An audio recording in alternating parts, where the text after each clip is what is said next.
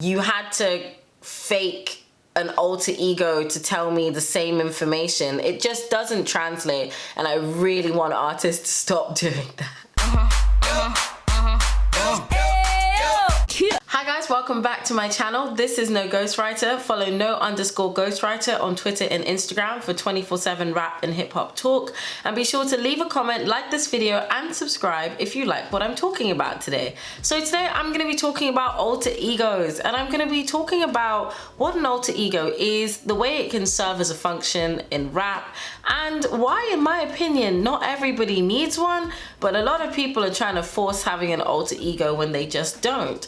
So if you're interested in that topic, then keep watching this video. So a lot of people are familiar through alter egos through some of the most prominent rappers that we've seen in the past decade or so. That includes Nicki Minaj, who is famous for having multiple alter egos. She's got Roman, Martha, Barbie, Queen Sleaze, Chun-Li, and more.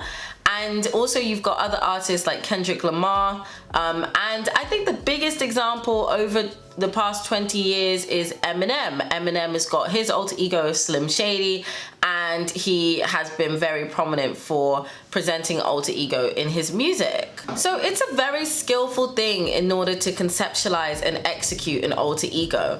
When a rapper does conceptualize and execute an alter ego, it combines storytelling and escapism, because traditionally rap is about the self-reflective narration that the rapper presents to us through their music, and we are often seeing the world through the rapper's eyes.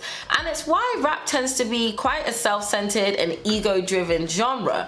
I think you can look, especially if you look at my video on the skill of lyrical rap and how to recognize bars, I've got clips in there where many rappers do refer to themselves as the best lyricist alive, and they believe that they are the best. And I think this comes from a place of being so genuine in your self-reflection that you do not believe that anyone can tell the world through the way you can, and you believe that you are the best placed person to narrate your lived experience, and that you do so in such a way that other people wouldn't be able to rival you. Of course, that is a very subjective position to take, but it is what makes rap competitive. And on the subject of competition, if you want to see another video on my channel about that subject, then check out my video on why female rap is not an aesthetic, where I talk about the importance of competitiveness and its role in hip-hop music. There's of course a really big storytelling element to alter egos. When you have an alter ego, you can tell the world and narrate the world through the eyes of somebody else and get people to hear you and understand you in a way that they may not have before. Kendrick Lamar is really good at this. Kendrick uses a lot of metaphor in his songs, and in his lyrics he can present a version of himself that is intended to communicate a deeper message to the listener, but it's not necessarily Kendrick Lamar saying it. And his ability to do that is very interesting, because you can encourage your audience to hear things through a different mouth, quote unquote, and to hear things that you're saying that they may not have heard had you ordinarily said it. And so I also think of Chun-Li when Nicki was going through her hate train era. And if you want to see a video on the Nicki Minaj hate train and why there was one between 2017 and 19, then you can check that out on my channel. So when she manifested this new alter ego Chun-Li, Chun-Li was designed to be this, you know, badass person that didn't mind being the bad guy, because actually they were really the good guy all along. And that's what I like about her using the Chun-Li moniker and image and persona, because as Chun-Li she was able to say things like, they need rappers like me so they can get on their keyboards and make me the bad guy, Chun-Li. So she was referencing social issues at the time, talking about social media and toxicity in social media, platforms like the Shade Room, platforms that are built to sensationalize and hype up negativity online. And that definitely is something that has been reflected by Nicki's alter ego Chun-Li. And Barbie, you know, people have been recognizing Barbie for a long time, but you know, Barbie is very sexually explicit, very graphic, very direct. And if you actually see Nicki Minaj or Onika in normal life, she's much more reserved. Of course, she's still from New York, so she still has that energy that she can bring. But as a whole, her normal self is very different from her alter ego self, and her alter ego self is able to say things that perhaps her normal self might be a bit emotional saying, or may not be able to say in the same way. So despite an alter ego being quite a skillful thing to pull off, a lot of people are confused over exactly what an alter ego is and how to do it well. And that's what I wanted to talk about now. So when rappers introduce alter ego into their music, these alters are either standalone characters in their own right. For example, Roman.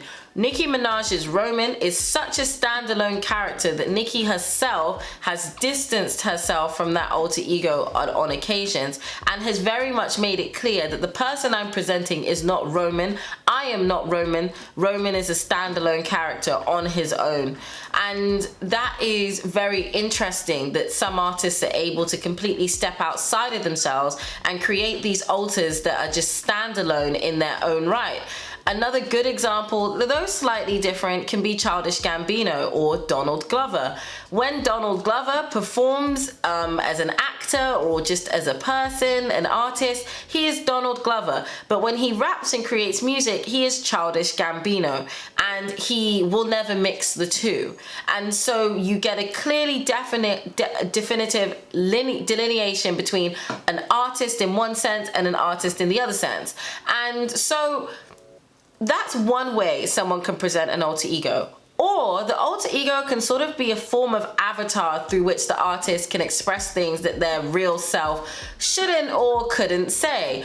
Again, that's stuff like why I think I really look at a good example of this is Slim Shady. There are things, okay, Eminem generally has a pretty cool attitude towards things, but the things that Slim Shady would say and express was so outlandish that you wouldn't have thought that, first of all, a white guy rapping, and second of all, somebody who was working in the music industry, who was making a lot of money, you would, oh, can they really say that? But the point is that the alter ego is an avatar. It's not the person. It's a way that they can navigate the world, almost like a shield. And Roman is an extremely good example of this. There are things that Roman has said that you would never hear Nicki Minaj say ordinarily. And Nicki Minaj herself is even an alter ego or an avatar as well, because Nicki Minaj isn't her real name. Her name is Onika Tanya Mirage,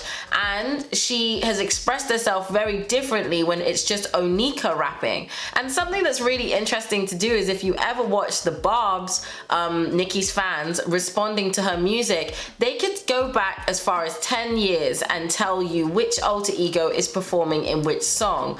And if you're curious and you want to look at me, look at Nicki's videos and features across the years, just to see all of the different alter egos she presents, then check out the reaction videos on my channel. And I've even done a series reacting to Nicki's feature verses, so you can really see the way alter egos can be presented and the way in which the alter ego can say things that the rapper themselves would never say ordinarily. Another critical thing I think when an artist skillfully conceptualizes an alter ego is they really do conceptualize. The alter ego tends to have their own life story, their own background, kind of like when you read a book and you learn the backstory to the characters. And I think without storyline, an alter ego can be, it just won't land in the same way, in my opinion. And taking the time to conceptualize the storyline, there's a reason why, you know, some of the most creative people in music, in rap, are considered kind of weird because, you know, for Nicki Minaj to just conceptualize this entire identity called Roman and an entire backstory to him, and for Eminem to do that with Slim Shady and Kendrick Lamar to do that with Kung Fu Kenny, and to present these different versions of themselves, but also have them be standalone identities with their own story, I think is really powerful. So when it comes to alter ego, the biggest thing I'm looking for in order for it to be executed well is proper conceptualization. And I think that conceptualization comes by knowing what is this character's backstory, what is this character's angled in life, and therefore when will the listener know that this is who they're listening to, that they are now listening to the alter ego. And you know, you can present that in many different ways. I think T.I. did that with T.I. versus T.I.P. And you know, you can execute that well, but there's got to be a good amount of conceptualization behind it. Otherwise, it's gonna look naked to the fans. So the next thing I want to talk about is, do rappers need alter egos? And no is my answer. I don't think it's for everybody. And I also think it can be very forced and confusing if a rapper says they have alter egos, but they don't execute it to the standard that we've come to expect from the greats, like Nicki, like Kendrick, like Eminem. And not everybody needs their character expression to be through an alter ego or an external avatar. And that's because I believe that there are definitely rappers whose artistic brand is rooted in their self-expressive rap voice. In other words, there are rappers who the reason they are good is because the voice that they use is always theirs, and it has a level of sincerity and authenticity to their music that can be immediately lost if they were to try and present us with an alter ego. Good examples I can think of are Drake, J. Cole, and Bryson Tiller. I personally think Bryson Tiller is a really, really good rapper. Just on a side note, I will be talking about Bryson Tiller on this channel in the future. But I use these three because I think they're good examples of where you listen to their voice. I listen to Drake, I listen to J. Cole, I listen to Bryson Tiller. Now, of course, artists don't always use their exact name. We know that Drake's real name is Aubrey Graham. J. Cole, the J, his name isn't Jay on his birth certificate. So yes, people can almost present an alter ego through the moniker that they use, but they'll do that once, and then from that point on, we are listening for your voice. If these artists or artists like this were to come across as sharing us a voice that wasn't their voice, I very much think that it wouldn't translate in the way that we may want it to.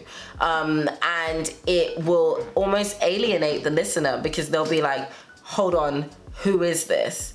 And so on the subject of whether or not rappers need alter egos, again, it's not for everybody. And there are definitely rappers who, in my opinion, have said that they're presenting an alter ego, and I'm like, where's the alter? What's this alter ego storyline? So because there are artists who are definitely not selling us alter ego, anytime that artist can seem to be acting in a way that's like, that's not who you really are, it can be a bit weird. And I use my example of Drake. Drake has been criticized a lot for switching accents and for selling stories that people just don't think are real. Now, that's not to say that they're not real. None of us know Drake personally, other than the people who obviously do. So we don't know whether that's really his life or not. But in terms of the music, we all had so much music from Drake that presented himself as, you know, a very sensitive but aware, you know, pensive person prone to reminiscing. And then all of a sudden he was the sex god and he was rapping about the streets and like gang life and getting a RICO charge, and it was like, what are you talking about, Aubrey Graham? it didn't make sense to a lot of the listeners, and a lot of people were like, including myself, a lot of people like had to take a step back and be like, who is this man? So if you're not inclined to make alter ego, you can actually alienate and lose listeners by trying to present something that's just not who you are. And I've noticed with most people when it comes to alter egos, they've had them for a long time. And Nicki's got a very interesting story behind her alter egos. And I think that once you appreciate that this isn't just for everyone, like, this isn't something that you can just pick up and wear like a coat, but it takes planning and execution. One of the big reasons I think a lot of people want to sort of force the alter ego is because it can look easy. I mean, a lot of what Nicki Minaj has done in her career, people think was easy. They think, oh, cool, I can do Roman. I've just got to make funny noises on a track and go ruh, ruh, and then that's it, I'll give Roman. But they don't appreciate that actually there is a lot more. When you look at Nicki Minaj, you see a 5'2" black lady. You do not see a gay white man called Roman Zelensky. You don't see that. But somehow she's able to sell you that, both by telling you what the character is supposed to be and then consistently portraying the character in that way. It's very interesting how she was able to retain her femininity in her looks and her clothes, but nonetheless make it very clear that the person you are supposed to be seeing right now is Roman. And that's why when she popped out with the black hair in 2014 and the gold bangle, it was like, whoa. Because all of a sudden she was just presenting Onika Mirage. She was no longer presenting Roman, and she very evidently communicated that. So there is a skillful use of aesthetic that I think can be very effective, but I do not think that it's all about aesthetic. And again, like I said in my female rap is not an aesthetic video, a lot of people think that it's easy. All they have to do is wear the wigs. But like Nicki said in Ganja Burn, you can't wear Nicki wig and then be Nicki. So I think there's definitely an element of skill that's possibly missed by a lot of people because they think that making an alter ego is just super easy. Another thing is that, you know, it can seem profitable and seem to bring a lot of money if you present alter egos. But again, if you don't deliver, it falls flat and it has the opposite effect. It doesn't sell you more to listeners. It actually, in my view at least, it diminishes you because I'm like, what, your own voice wasn't good enough? You had to fake an alter ego to tell me the same information. It just doesn't translate, and I really want artists to stop doing that. Okay guys, so I hope you enjoyed that video. I just wanted to have a quick conversation and just talk about a few ideas I had about alter egos. What do you think about alter egos in rap music? Do you enjoy when rappers present alter egos? If you do, what are your favorite examples of alter egos? And do you think that some people are forcing alter egos when they shouldn't? If you do, comment below and tell me your thoughts. And what do you want these artists to do differently if you think that they're trying to give you an alter ego and it's not really resonating with you? As always, like I said, I hope you enjoyed this video. I love to hear what you have to say, so please comment. There's never such a thing as too many comments. Subscribe to my channel and follow no_ghostwriter on Twitter and Instagram for 24/7 rap and hip hop talk. Peace out guys, and I'll see you in the next video.